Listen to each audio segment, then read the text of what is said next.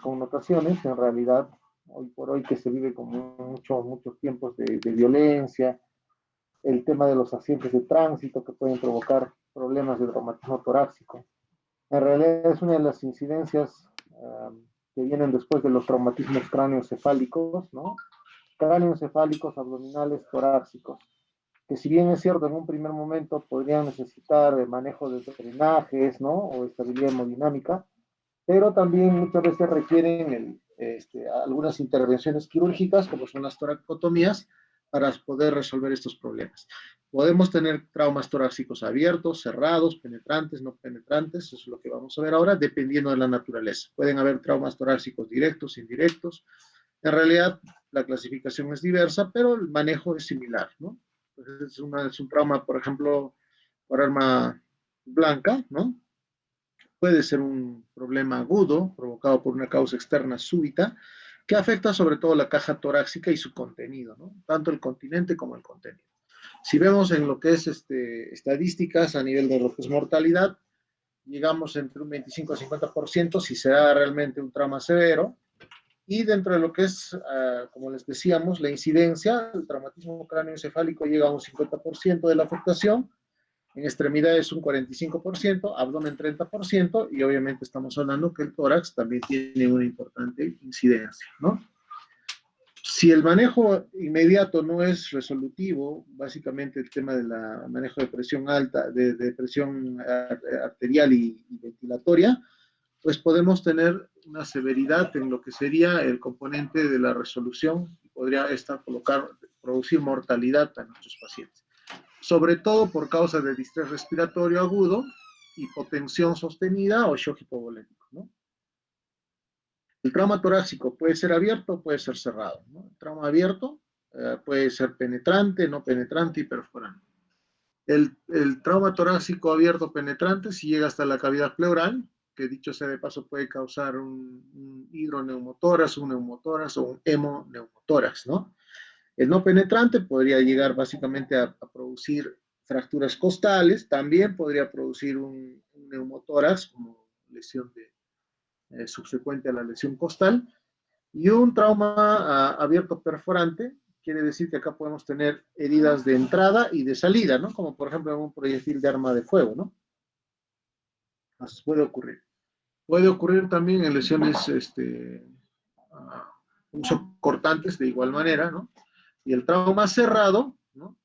En este tipo de traumas no existe una solución de continuidad en la pared torácica, y si es que es, digamos, bastante extenso, podría generar un compromiso ventilatorio con una subsecuente inestabilidad torácica, ¿no? El tórax inestable que decimos nosotros, ¿no?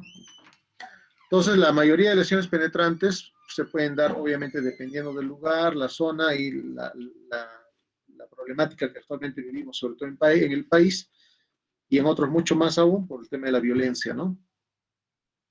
Si bien es cierto, en un momento de pandemia, en la primera ola, disminuyeron este tema de los asaltos y todo, pero una vez que ha ido bajando, nuevamente se empezó a despuntar el tema de la casuística por lesiones de esta naturaleza.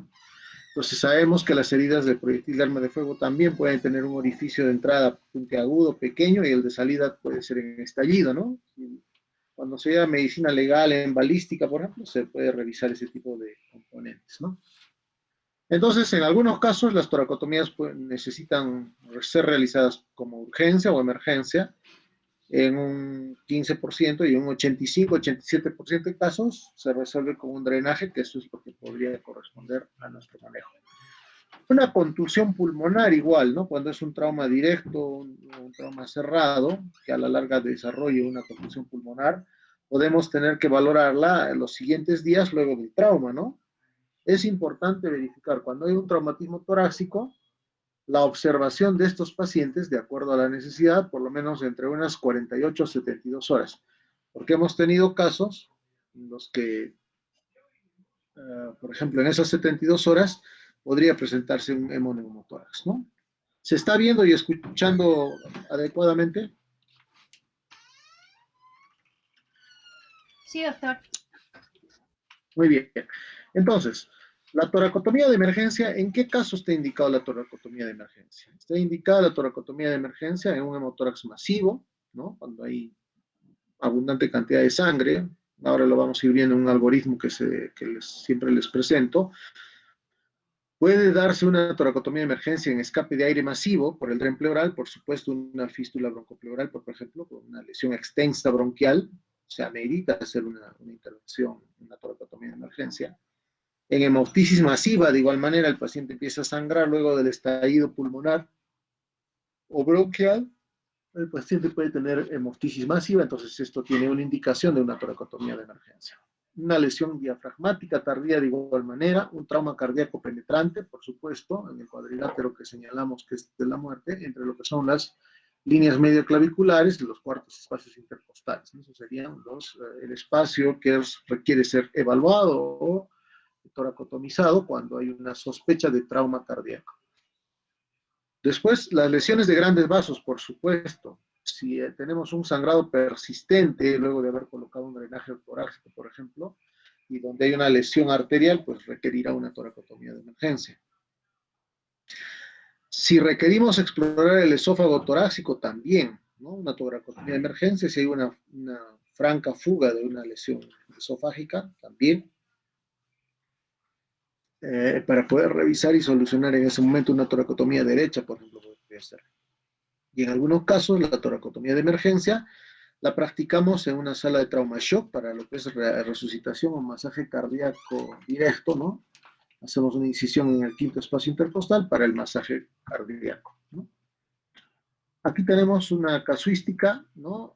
Del manejo en trauma torácico, donde precisamente acá vemos el tema de mortalidad, ¿no? Cuando está asociado a lesiones de corazón, son mayores, ¿no? Cuando están asociadas a lesiones únicas, disminuyen un poco. En lo que sería el hemotórax y el hemoneumotórax, están compartiendo algunas incidencias en mortalidad. Y en todo caso, lo que podemos ver en trauma torácico es que a la vez de tener un trauma torácico, podemos tener fracturas costales múltiples, tórax inestable, hemotórax, neumotórax, enfisema subcutáneo, que también serían otra de las complicaciones que se va dando en el trauma torácico, ¿no? Acá hay otra casuística, ¿no? De 511 casos, estamos hablando que la mayor cantidad de lesiones se dieron en el hígado, luego estuvieron en el diafragma, luego en el estómago, vaso, colon, riñones, páncreas, el esófago, uréter. Entonces fíjense que acá hay que darle una significativa importancia a lesiones abdominales y diafragmáticas, ¿no? Aquí tenemos un neumotórax con enfisema subcutáneo en el lado derecho, el pulmón está acá prácticamente insuflado, ¿no? Y hay una imagen en relación a neumotórax derecho, ¿no? Entonces es importante la revisión primaria. La revisión primaria es importante, acuérdense el ATLS, el ABC de la reanimación. Es importante ver cómo, si el paciente respira o no respira, si hay latido cardíaco o no hay latido cardíaco, palpación de los pulsos carotídeos, braquiales, radiales, ¿no? Tibial posterior, popliteo, podemos tener que verificar esta función ventricular, que en este caso ayuda a determinar si el corazón late o no late, ¿no? ¿Se podrá hacer una revisión secundaria detallada subsecuente? Claro, viendo cómo está, si hay fracturas, no hay fracturas, si hay una hemorragia que para o no para, si es coercible o es incoercible, ¿no? Y los cuidados definitivos o la terapia de mantenimiento. Habíamos visto en la parte de anatomía quirúrgica pulmonar, donde en el octavo, noveno espacio intercostal, en la línea escapular posterior, se podía hacer una toracocentesis diagnóstica o una toracocentesis evacuatoria, como en este caso, con una llave de triple vía y una sonda que va a un recipiente para poder drenar esta zona, ¿no? Es una forma de poder hacer un drenaje o una evacuatoria, una toracocentesis evacuatoria, ¿no? Por otro lado, ahí podemos ver en lo que es la revisión primaria, hay que tener que identificar claramente aquellas lesiones que ponen en peligro la vida del paciente, ¿no? Definitivamente, si son problemas mayores y si son identificados claramente, tenemos que corregirlos en la prontitud necesaria, ¿no? En todo paciente con trauma, el punto inicial es la resucitación de la estabilidad hemodinámica, cardíaca y ventilatoria. Quiere decir que debemos garantizar la permeabilidad de la vía aérea y una adecuada ventilación. Muy bien. Bueno, y aquí habla algunas guías, ¿no?, que nos hablan del manejo de la inserción de los drenajes torácicos. Vemos que una indicación para drenaje torácico es el neumotórax, eso lo sabemos, ¿no? Pacientes que están a veces y que requieren una ventilación, un neumotórax a tensión también, después de un diagnóstico con una aguja, ¿no?, podemos, o un ABOCAT, podemos ver que hay un neumotórax, neumotórax a tensión. Puede haber obviamente una respiración paradojal también, y eso nos permitiría diferenciar, si no tenemos a la mano una radiografía, una tomografía inmediatamente, hacer una punción en el tórax y vemos que solamente aspiramos aire, pues obviamente hay un neumotórax que debe ser drenado. El neumotórax mayor a 20% de la caja torácica debe ser drenado, ¿no? Entonces, esto también es importante para la indicación del manejo de drenes torácicos, ¿no? Y neumotórax espontáneos también, o de larga data en pacientes mayores o menores de 50 años, pues también es importante considerar el drenaje torácico, ¿no? Cuando también hacemos o colocamos un drenaje torácico para las efusiones pleurales malignas, ¿no?, los derrames pleurales masivos en cáncer pulmonar, cáncer de otra naturaleza, que tengan, por ejemplo, una metástasis y desarrollemos el tema de efusión pleural, tenemos que hacer uso de drenajes. Cuando también colocamos drenajes en empiemas, en empiotórax, ¿no?, en neumonías o en síndromes paraneumónicos, donde hay algunas lesiones a nivel del parénquima pulmonar y en la parte del espacio intrapleural, podemos encontrar empiema o un biotórax que necesite ser drenado, y a veces cuando está tabicado necesitamos una ecografía para valorar y solicitar un punto de marcaje para hacer el drenaje, ¿no? Entonces, en el hemoneumotórax, ya eso de cajón, lo habíamos hablado hace un rato. En el posoperatorio inmediato, igual, en el posoperatorio inmediato de pulmones, colocamos los drenes pleurales. Pueden ser, muchas veces se colocan dos tipos de drenes, un dren 28, un dren 32, depende del calibre, y en una cirugía pulmonar normalmente dejamos dos drenes pleurales, un dren antero superior y un dren postero basal. El dren antero superior va a drenar la parte apical de los pulmones, ¿no?, del espacio apical, y el dren postero basal va a drenar la parte de la colección inferior y basal de la caja torácica. Entonces, como volvemos a repetir, el neumotórax a tensión, indicativo de drenaje torácico, porque acuérdense que si es que el neumotórax a tensión se sigue dando o está persistiendo, puede hacer por el desplazamiento del mediastino, podemos tener un paro cardíaco en este tipo de pacientes, ¿no? Por ejemplo, vamos a ver claramente qué es lo que ocurre cuando hay un neumotórax a tensión. Hay una abertura a nivel de la caja torácica intercostal, ingreso de aire a la zona, hay obviamente un colapso del lado de la lesión, como en esta diapositiva vemos, colapso pulmonar del lado de la lesión, y puede haber una desviación del mediastino hacia el lado contralateral a la lesión. Y si no colocamos un dren en forma inmediata, este colapso, este incremento, fuga del aire que sale del pulmón hacia la cavidad pleural, hace que haya una desviación y puede haber un reflejo vasovagal que hace luego producir una parada cardíaca, ¿no? Es importante, cuando hay un neumotórax a tensión, drenarlo inmediatamente o lo más pronto posible, ¿no? Entonces acá hace una especie de válvula de una sola vía sin salida, hay colapso pulmonar, desplazamiento del mediastino y por supuesto habrá compresión del lado ipsilateral. Los síntomas en un neumotórax a tensión, por ejemplo, pueden estar asociados a dolor torácico tipo pleurítico, dificultad respiratoria, taquicardia, hipotensión, la tráquea desviada, ¿no?, ausencia de murmullo vesicular en la zona de la lesión, distensión de las venas del cuello, puede haber ingurgitación yugular, cianosis, ¿no? Entonces, en estos casos se necesita una descompresión inmediata con un ABOCAT o lo que se tenga a la mano en el segundo espacio intercostal, en la línea media axilar, línea media clavicular, y luego el cuarto quinto espacio estaría a disposición para hacer un dren pleural, ¿no?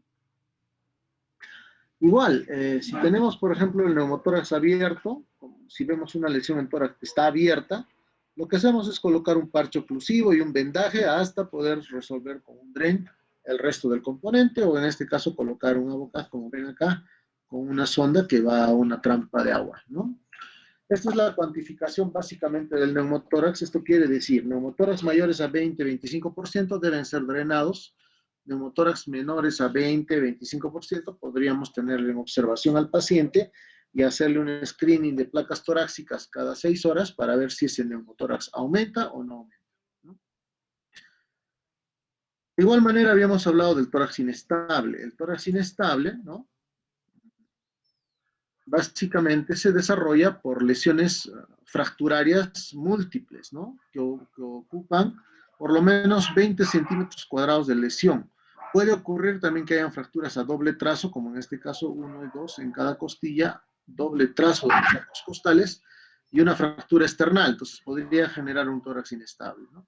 Entonces, tomar muy en cuenta, cuando solamente tenemos, por ejemplo, una parrilla costal, un solo arco costal que está fracturado a un solo trazo, y pueden ser el segundo, tercero, cuarto, quinto, sexto, hasta el séptimo, inclusive, un solo trazo fracturario, muchas veces no produce tórax inestable. Y entonces eso se tiene que dejar a que con los días, con los meses, el callo entre costilla y costilla haga un callo óseo y de alguna manera reparamos este tema.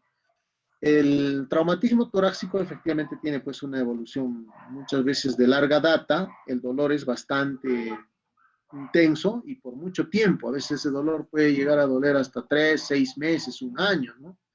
Entonces al paciente a veces viene al mes, a la semana, a los 15 días, entonces hay que ir indicando que lo que importa acá es el manejo de antibióticos para que no haga una neumonitis, una neumonía pulmonar, y lo que se evita también es que no hubiera de repente alguna contusión importante, porque para ello vamos a necesitar manejo con antibióticos, analgésicos asociados, quiere decir, podemos usar metamizol con ketoprofeno, ketoprofeno con, o ketorolaco con tramadol, metamizol con tramadol, podemos asociar un AINE a un opioide.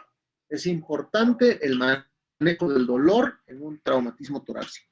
Si nosotros no damos una buena asociación de analgésicos al traumatismo torácico, es probable que el paciente haga atelectasis y haga neumonías porque al evitar ventilar, el pulmón obviamente no se expande bien y puede generar problemas a ese nivel, ¿no? Entonces, eso es importante, ¿no?, tenerlo muy en cuenta.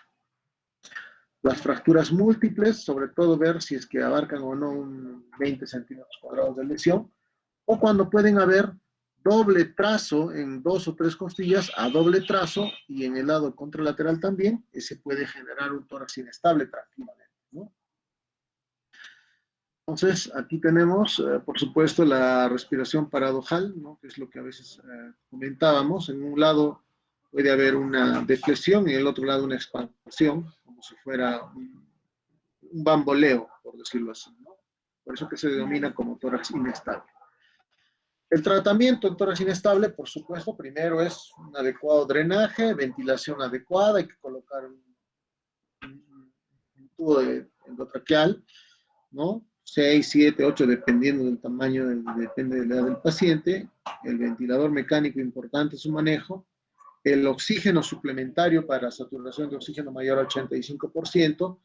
Fluidos de resucitación, hay que permitir que la presión arterial media esté entre 50 y 60 mililitros de mercurio, eso es lo adecuado, ¿no? Los analgésicos que ya les había hablado, ketorolaco, metamizol con tramadol, etcétera, puede tenerse una asociación importante. El antibiótico para evitar neumonías también, ¿no? Tanto en vía endovenosa como también vía oral, ¿no? Y las placas de control que las vamos haciendo, seguimiento, puede ser en 24 horas, en 48 horas, y vamos valorando, y en el caso de requerir una tomografía, también lo solicitamos. Muy bien. Las indicaciones para la ventilación mecánica. ¿Cuándo ponemos a una lesión torácica en ventilación mecánica? Y con eso terminamos por hoy.